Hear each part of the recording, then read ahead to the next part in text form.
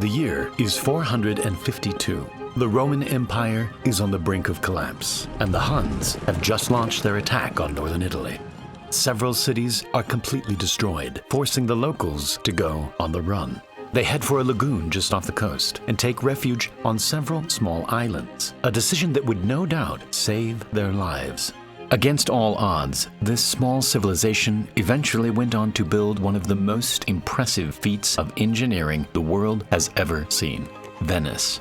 Despite having no roads, no land, and no fresh water, the Venetians managed to turn a muddy swamp into the most powerful and wealthiest city of its time. This unique layout of canals and bridges woven through hundreds of islands made Venice incredibly accessible, and it became the epicenter of all business.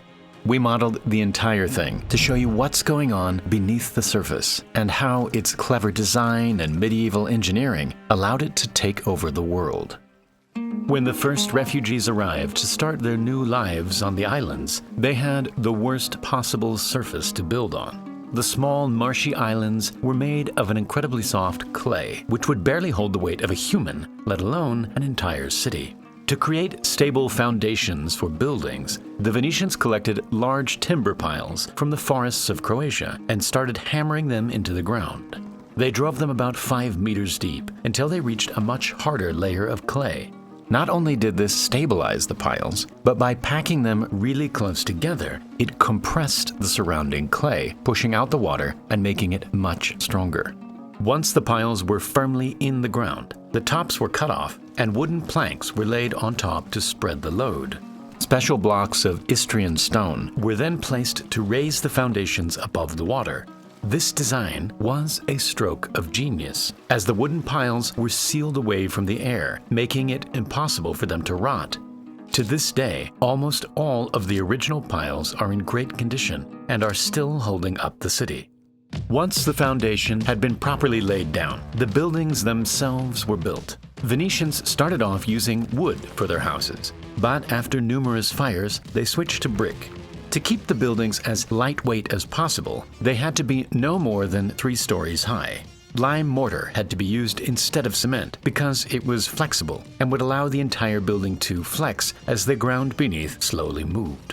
The inner walls were built in a crisscross pattern that would also flex like a trellis. The facade walls, which had large windows and elegant stone designs, made them much heavier, and so in order to stop them from falling over, they were pinned into the floor using iron rods, keeping the entire building together. This method of building worked well for the Venetians, and soon several islands around the lagoon were established in this way. Instead of expanding outwards like most cities, these islands expanded into each other. At first, boats were the only way to cross between the islands, but eventually the islands grew closer together, and many could be crossed by simply wading through the shallow water on a horse.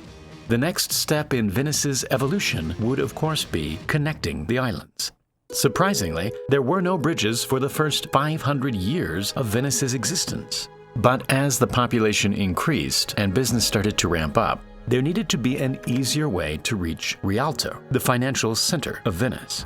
And so, the Doge of Venice set up a prize for the engineer that could design the best bridge. He announced this by putting up displate posters all around the city. Just kidding. Displate, today's sponsor, makes awesome metal posters that can be easily mounted using their custom magnet mounting system. They have over 2 million pieces of artwork available, whether it's a beautiful Venice painting or an official poster from collaborators like NASA, Star Wars, Call of Duty, or Netflix. My personal favorites are this Venice poster and this awesome James Webb design. With their magnet mounting system, you can mount a displate in just 20 seconds, without power tools and without damaging your walls. Displate now offers these new texture posters, which bring the artwork to life with awesome 3D textures shaped into the metal itself. This premium finish is already available on hundreds of top-selling displates. Displate offers ultra-fast shipping, and your metal poster should be at your door in just 4 to 5 days. Start your collection today and visit displate.com/primalspace or use code primalspace. In order to turn Venice from a collection of islands into a bustling city, bridges had to be built. The first attempt was a simple pontoon bridge that joined the two largest sections of Venice together and, crucially, provided quick access to the Rialto area. The bridge was later upgraded to a wooden bridge, which eventually burned down and collapsed before it was finally replaced by a much stronger stone bridge. To build it, over 12,000 timber piles were driven into the banks of the canal, and 10,000 tons of stone were built on top to form the bridge. To this day, the bridge still stands, and it serves as the main artery in the center of Venice. After this, stone bridges started to pop up everywhere, turning Venice into a compact city made up entirely of canals instead of roads.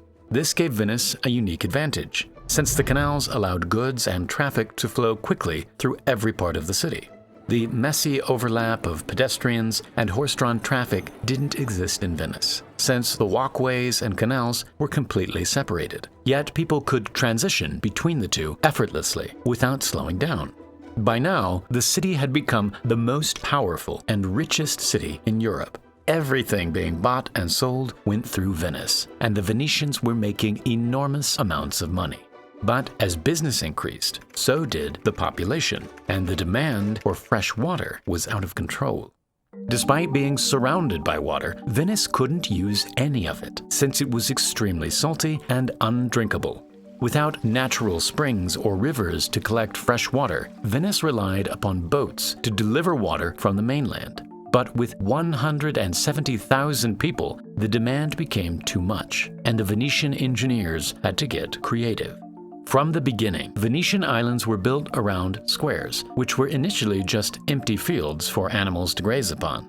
The idea was to use these squares to collect rainwater. They started by digging out large areas under the entire square and lining the walls with a thick layer of clay to make it waterproof. The space was then filled in with sand and stones, and the surface was redone with tiles that would lead the water towards each corner of the square. From here, rainwater would flow into the basin and gradually filter through the sand and stones until it reached the main well at the center of the square. To maximize the surface area for water collection, the roofs of the nearby buildings were fitted with gutters that would direct the water onto the square and into the drains. Venice then became an enormous funnel, which filled more than 600 wells around the city. The Venetians had once again engineered a masterpiece to save its city. But there was still one huge problem: waste. Until this point, people threw all of their waste out of the window, some of it landing in the canal. But for those who didn't live within throwing distance of a canal, urine, feces, and rotten food all ended up in the streets. And so, in the 16th century, the Venetians started building a network of underground tunnels that would collect the waste from every building and flush it into the canal. When the tide of the lagoon was down, solid waste would collect at the bottom, and the liquids would naturally flow into the canals. Then, when the tide rose, it would flood the tunnels and pull the solid waste into the canal. The motion of the tide coming in and out twice a day would exchange the dirty water for fresh water from the sea, flushing Venice from all of its waste. The extremely salty water worked as a strong disinfectant, and thanks to this system, the streets became clean. Amazingly, almost all of the incredible engineering that made Venice is still around today. The bridges, the canals, the buildings are all ancient relics sitting on a forest that has held up the entire city for over 1,000 years.